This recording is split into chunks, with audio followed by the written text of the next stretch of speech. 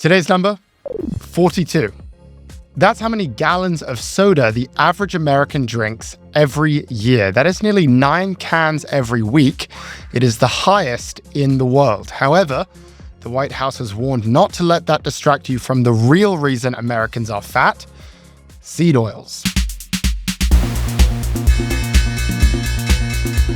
Welcome to Prof Markets. I'm Ed Elson. It is December 18th. Let's check in on yesterday's market vitals. The major indices declined as tech weighed down the market. Oracle shares dropped more than 5% after private credit firm Blue Owl backed out of funding a major data center. That news took down all the other AI stocks too, with Nvidia falling nearly 4%. Meanwhile, Bitcoin took a tumble, and finally, silver hit a record high, passing $66 for the first time. Okay, what else is happening? Warner Brothers Discovery has urged shareholders to reject Paramount's $108 billion hostile bid. The board emphasized that the $83 billion Netflix deal offers more certainty and also a cleaner path to closing for shareholders. They also pointed to significant financing, regulatory, and execution risks with Paramount, and they formally laid out their reasoning in a detailed filing to shareholders on Wednesday morning. Okay, here to break down this bid, we are joined by Rohan Goswami, business reporter at Semafor. Rohan, thank you for joining us on Prof Markets. Ed, my pleasure. It's been a crazy 2 weeks. Crazy 2 weeks. Yeah, we want to get your thoughts on it. I mean, we have this rejection, or Warner Brothers is urging shareholders to reject Paramount's bid of $108 billion. They say go with the Netflix deal, which is actually less money, $83 billion. I guess the big question to start off is why? Well, it depends on how you slice it, right? So yeah, Netflix's total number, $83 billion, it's lower, but that's because they're only interested in part of the company, the best part of the company, most would say, which is the streaming and studios business. That's HBO Max, that's the movie studios. They don't want the linear TV networks, that's CNN and really a grab bag of pretty terrible cable channels. But Paramount does, and that's why Paramount's been able to claim that they have the higher bid.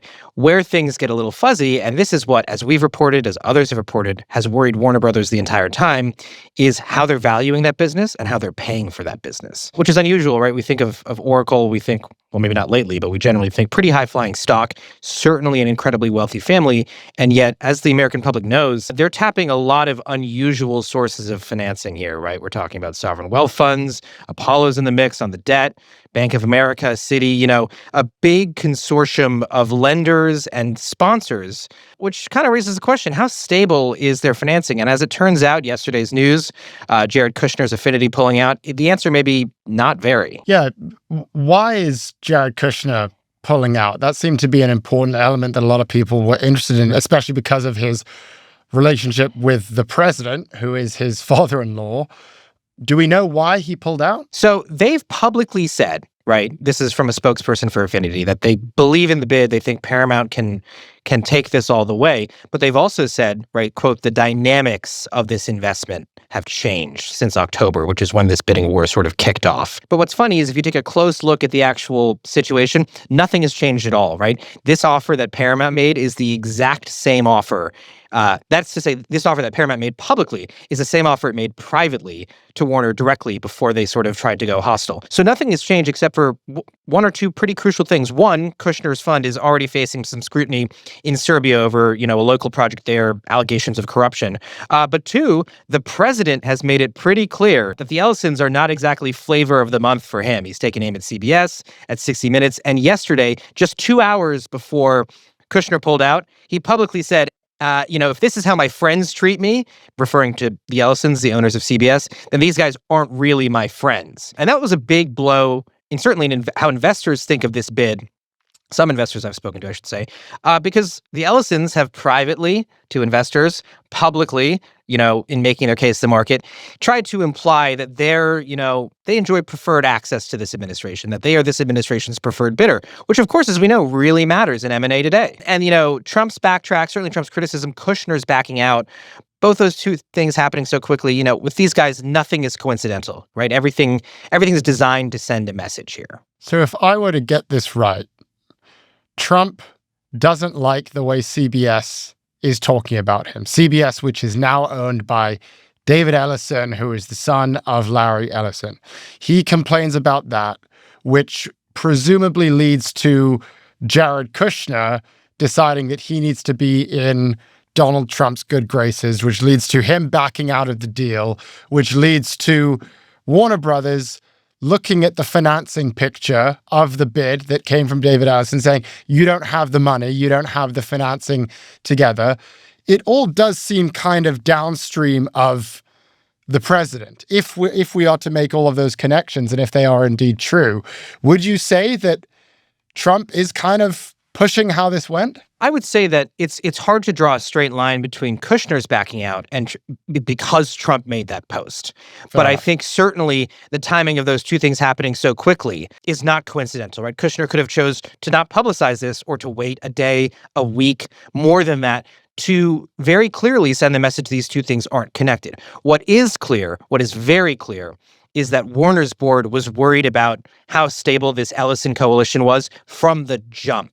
Right? They looked at Netflix, which is a blue chip stock. The stock has obviously done fantastically since it went public. And they looked at this bid, which is, a mix of cash and stock, biased towards cash, but with a really healthy, growthy stock like Netflix, there isn't that much risk versus 3 sovereign wealth funds at the time, Jared Kushner, 2 banks, and Apollo, plus them. So it's 8 partners in total.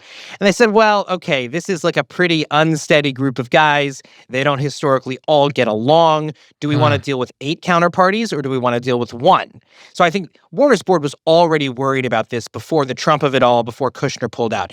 Now, certainly, I do think that their thinking has been affirmed and validated by Kushner pulling out. This announcement, investors and all of us who have been covering this expected this announcement to come this week or at the latest next Monday. That's the statutory limit. They have 10 days to respond. So that deadline was going to be next Monday. Now, they came out a little early, but they've also been thinking about this basically nonstop since last Monday, right? When Ellison went public. They've had plenty of time to meet, to discuss, to confer. My understanding is that they were always leaning towards rejection because this bid, again, is the same bid that they reviewed a month ago and rejected, or 3 weeks ago and rejected. So they already knew what was up here. They already had the same problems. The problems didn't go away. If anything, they got worse. Just looking towards what may happen in the future, is it possible that Paramount just comes back with a bigger pile of cash? I mean, would that fix the problems if they just said, look, we understand you don't necessarily believe that we have our shit together, just to put it lightly, but here's more money. Yeah. That would certainly go a long way to solving the question, right? I mean, with any asset, it's how much a buyer is willing to pay. But they're also going to have to do something to show the money is more stable. And what I mean by that is a general expectation that the Ellison family would have to step up more. Now, they're only contributing right now around $12 billion of that $108 billion check, right? So that's barely 10%.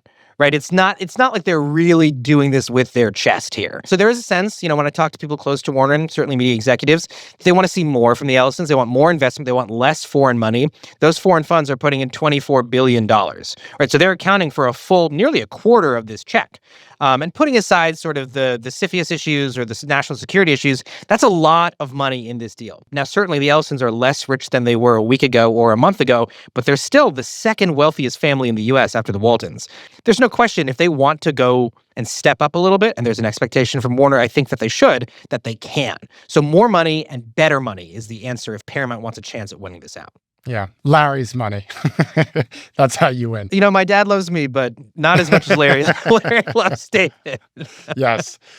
Just before you go, how do you think this all shakes out? If you had to make predictions, what do you think we're looking at, let's say, 6 months from now? I mean, if I'm a betting man, honestly, I put my money on Netflix. They've done a great job in D.C., right? You saw Trump make very moderated comments, again, for this president, about the antitrust issues, saying he was going to have to look at the case and actually look at the facts. So Ted Sarandos, who's the co-CEO of Netflix, has done a fantastic job messaging this. My understanding is, at least from the investors I speak to, that Netflix is going to be making its case to those investors in the coming days, weeks, months, right, as it tries to close this deal. There's an issue in Europe, right? Of course, there's always an issue in Europe. Europe's not exactly friendly to big tech these days. But there's also a sense from some antitrust experts that I speak to that they're not willing to to risk angering the president or this administration by ruling against a merger that the U.S. blesses. So really, if Netflix can convince the DOJ to bless this deal, can convince the president to get behind this deal, then they've got it. And that's really frustrating for actors and directors and producers. But the money talks, and they've done a great job in D.C. winning people over already. All right. Rohan Goswami, business reporter at Semafor. Rohan, thank you. This was very informative. Appreciate your time. Ed, a pleasure. Thank you. We'll be right back. And if you're enjoying the show so far, be sure to like and subscribe to the Prof G Pod YouTube channel at the link below. Support for the show comes from Indeed. Right now, there is a talented person somewhere out there who could help take your business to the next level. But finding that person doesn't need to be a grind. Just use Indeed sponsored jobs. It boosts your job posting to reach quality candidates so you can connect with the exact people you want faster, and it makes a big difference. According to Indeed data, sponsored jobs posted directly on Indeed are 90% more likely to report a hire than non-sponsored jobs because you reach a bigger pool of quality candidates. Join the 1.6 million companies that sponsor their jobs with Indeed so you can spend more time interviewing candidates who check all your boxes. Less stress, less time, and more results now with Indeed sponsored jobs. And listeners of this show will get a $75 sponsored job credit to help get your job the premium status it deserves at Indeed.com/ProfG. Go to Indeed.com/ProfG right now and support our show by saying you heard about Indeed on this podcast. Indeed.com/ProfG. Terms and conditions apply. Hiring, do it the right way with Indeed. We're back with Prof G Markets. 2025 was a turbulent year for China. The world's second largest economy showed signs of a slowdown with softer retail sales, weaker industrial output, also rising unemployment. At the same time, fixed asset investment has cratered in one of the steepest drops in the country's history. And yet, Chinese exports are surging as the country becomes the dominant trading partner for much of the global south. Meanwhile, as the trade war between the US and China begins to thaw, the AI wars are just getting started. Chinese AI companies are churning out cheap, efficient, open-weight models that are beating American LLMs on many metrics. And also their humanoid robots aren't just conceptual.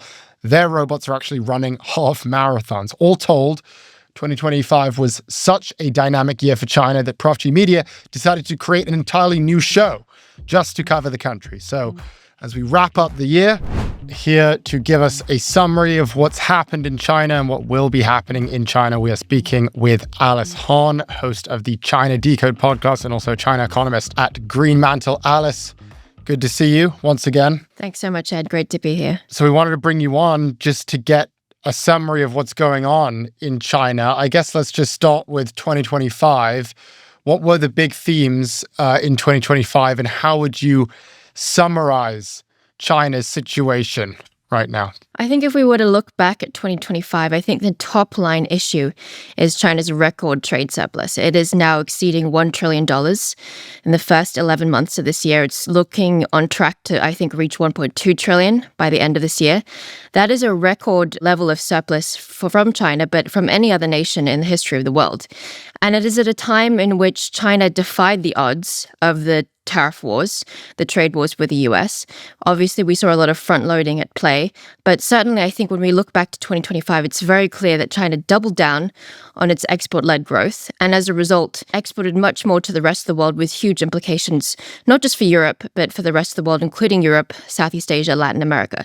I think that is a top-line issue. We can go into the other specifics.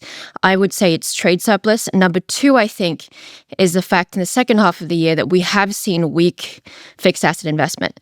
And as I've mentioned previously, I think this is partly the anti-involution drive. It's partly a crackdown on inefficient investment in the system. But I think that this is going to be an ongoing theme and question going into 2026.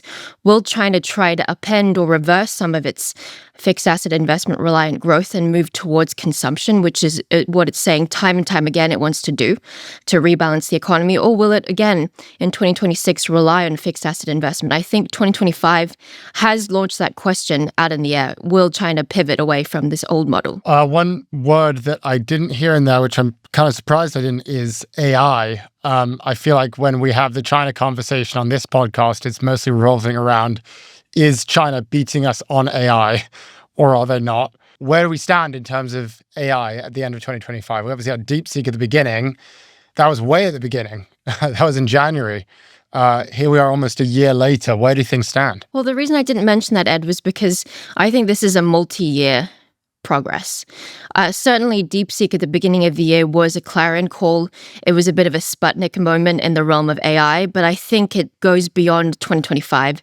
I'm excited to see the LLMs that come out of China in 2026, the areas in which robotics will severely and strongly advance in China vis-a-vis the rest of the world, and the way in which China is using AI in all aspects of the economy and everyday life. I do take your point, Ed, that it is a significant story, but I think it is a story that will take many years to advance and progress, and I am excited to see what happens out of China. I think in the next 5-year plan, which is again why I think the next 5 years will be critical, AI will be front and center. There, I think, will be a consolidation around an AI plus initiative in the economy from the government and in all aspects of governance, economy, society, even ideology.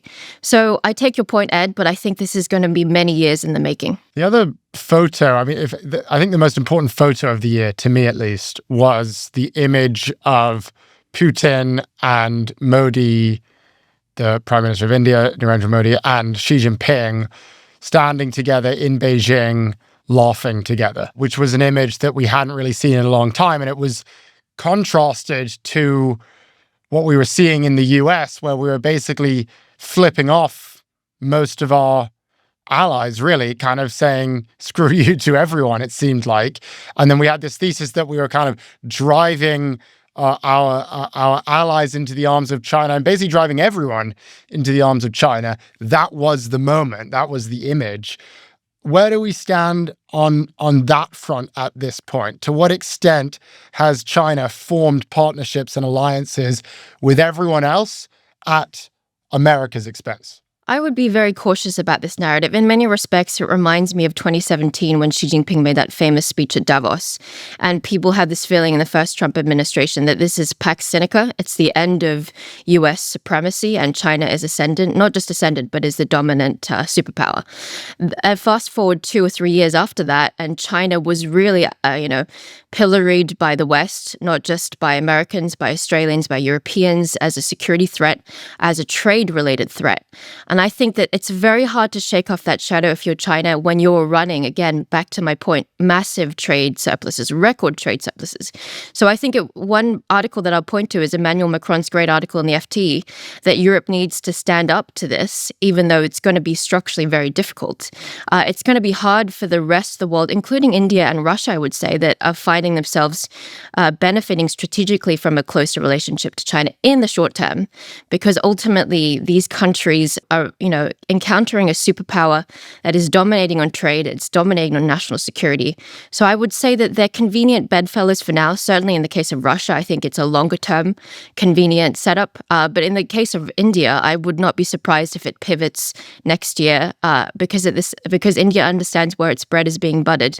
Its relationship with America is critical, and China is not just a strategic adversary, but from a geopolitical border-related standpoint, an adversary of a high degree of order. So I would say that this is going to be an interesting question in 2026. I myself believe that China may have peaked geopolitically this year, and that there will be, I think, a narrative that paints China, particularly in trade, in a more negative light, because, again, we cannot escape the fact that China is running these massive trade surpluses with the rest of the world.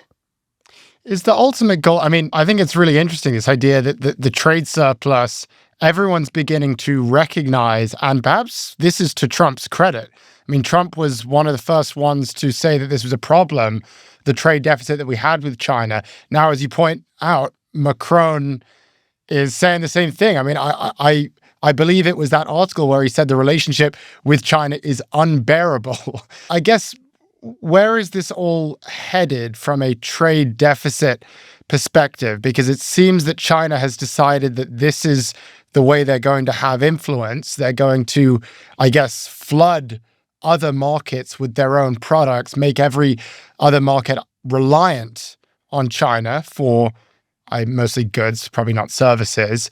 Where does this go next? Again, I think this is the number one question of 2026. When we dissect the 5-year plan, which will be unveiled in early March, it will be important to note the degree to which China is paying attention to being a quote-unquote manufacturing superpower, especially on the high-tech leading edge end of things. My own sense is that because consumer demand remains somewhat weak and stagnating, it's going to be hard for me to see a massive write-down or slowdown in export-led growth.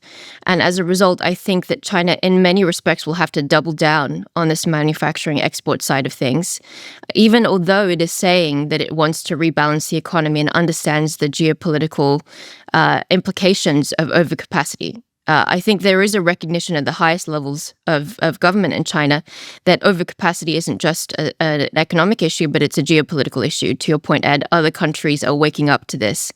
So I am more in the skeptical camp where I look at China's growth model. And I think as long as they continue to target high growth, which I think they will, around 5% next year, they are going to be locked in this trap where they have to rely on this addiction towards export-led growth. But again, we'll have to see in early March, A, what is going to be the growth target, and B, what are they going to unveil in the 5-year plan that shows either a doubling down on manufacturing or maybe a pivot towards really consumer-led growth. But I'm more in the sort of skeptics camp when it comes to this. When you think about the relationship with the US and China, I'd be interested to hear what your maybe 1 or 2 word characterization of that relationship has been in 2025. Mm-hmm. And then the question is, what will it be in 2026? If I had to hazard a guess, it would be not great in 2025, perhaps worse in 2026. What is your view on what our relationship with China will look like? The way that I think about this relationship is that it's a decoupling is a divorce that neither side can afford.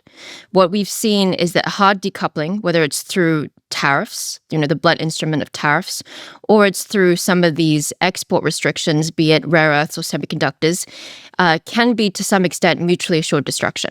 And so I think we've come from the precipice on both sides, both on the tariffs and trade war side and on the export controls rare earth side of things, whereby I don't think the escalation in 2026 will necessarily be in those domains, but certainly I think it may be in the domain on the margin of export restrictions and controls. The Trump administration has shown itself to be, I think, slightly more dovish than Biden and Trump 1.0 on some of these chips. We have to mention the Blackwells, for instance, as well as the H20s earlier this year. That, I think, in practice will actually mean more, I think, control over supply chains. The reason I say that is because I think China has an incentive to maybe welcome some of these degraded Blackwells, but also control the amount that goes in. On the same flip side, rather, the Americans have an incentive to control where those chips go to. They don't want them to go to dual-use technologies or military-grade equipment. So even although there is a dovish tilt, I think, in this administration, in 2.0 version of Trump, my guess in 2026 is that there will exercise some of these export restrictions or controls to, again, control some of the supply chains of these either critical minerals or critical technologies like semiconductors. We haven't gone into the domain yet of AI. I could foresee that being a political issue in 2026, whereby the Trump administration says, we need to restrict not just government agencies, but, tech companies that are dealing with national security from using Chinese LLMs because it's a national security risk. I could foresee that being part of the rhetoric and debate in 2026. But I think we have moved away from tariffs as a blunt instrument, largely because Bessent, as the prime minister, as the chief economic advisor, is pushing Trump away from using that instrument. So I think the real lever is going to be these export restrictions and controls. Okay. Alice Hahn, host of the China Decode podcast, China economist at Greenmantle. Alice, really appreciate your time. Thanks so much, Ed.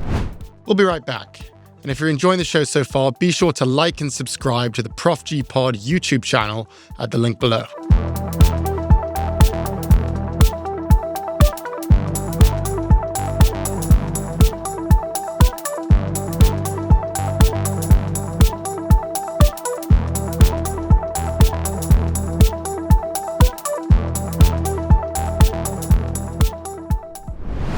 We're back with Prof G Markets. Well, today is December 18th, which means that this is our final episode of Prof G Markets Daily in 2025. We have our regular interview coming out tomorrow. That's with Professor Wolfers. Fascinating conversation as always. Then on Monday, Scott Clare and I will be answering your questions in our annual Ask Me Anything episode. And then we will be done for the year. We'll be back in your feeds on January 5th, where we will be discussing Scott's prediction for the year. So, before we end, just a quick reflection on the year from me and some thoughts going into 2026. So, 2025 has been kind of a crazy year. And I'm just going to summarize for you everything that has happened, everything that we've covered over the course of the year. So, we obviously started with Trump returning to the presidency. Pretty soon after that, we witnessed Liberation Day, which brought about one of the largest stock market drawdowns in US history. I don't know if you remember. Then we obviously had Taco, where many of the tariffs were reversed, and then we saw the stock market rip back up. We've also seen the explosion of AI. We've seen companies like OpenAI and Anthropic creating even better tools. We also saw the explosion of AI in China with companies like DeepSeek that threatened to oust our AI companies. Then we saw the development of the AI bubble. And we watched as these circular deals went from kind of questionable to extremely concerning. We were talking about that, and then suddenly the whole world started to talk about that. And we are still monitoring how that story will play out. We also saw this incredible convergence between Silicon Valley and Washington. We watched as all of the tech billionaires sat basically in a row and clapped for the president during his inauguration. We saw Elon Musk get into politics, which ended, as we predicted, quite badly. I mean, we saw Doge and the chaos surrounding that agency, and then the fact that Doge shut down. And then we saw his fight with the president, where he accused Trump of being in the Epstein files. Then we also had the Epstein files, which indeed Trump was in. We saw his letter to Epstein, we saw his pictures with Epstein, and now here we are at the end of the year. We're still waiting for the rest of the files to come out. And that is only scratching the surface. In sum, this has been a really wild year. And as I reflect here, I think one of the more difficult tasks over the course of the year, especially as the host of a news show, has been figuring out what actually matters in the world and what doesn't really matter at all. Because this is the big problem in 2025. It's not that people are underinformed right now. No one's underinformed. In fact, 80% of our waking hours today are spent actively consuming information. That's up from around 40% 50 years ago. So the problem today isn't that people don't know enough. The problem is that people today don't know which things to care about, which things to actually pay attention to. We don't know what matters and what doesn't. Between FIFA giving out peace prizes and the White House coming up with ballroom plans, it's not clear what news is even worthy of our time. And that's something that I've been thinking about this year. So looking ahead to 2026, when I think about what we will be focused on, we're going to be laser focused on separating the signal from the noise. We already tried to do that, but in 2026, we are going to double down on that effort. Because while I can't tell you exactly what will happen next year, what I can tell you is that next year, there will be a ton of distractions. There will be a lot of noise. And the only way for us to have a productive and valuable show here, and also the only way to even live a productive and valuable life, is to figure out a way to tune out the noise. It is to figure out what doesn't matter and then to ruthlessly ignore it. And so that's what we're going to do next year. We're going to obsessively cover what matters and ruthlessly abandon what doesn't matter. And my hope is that every time you tune in, you will know, unlike many other programs, that we are not peddling meaningless crap. We are only interested in that which means something, that which has an actual impact in business and in life. So here is to 2026. It's been an interesting year. Next year will be even better, and I look forward to exploring it with you. Thanks for listening to Prof G Markets from Prof G Media. If you liked what you heard, subscribe to our YouTube channel and tune in tomorrow for our conversation with Justin Wolfers.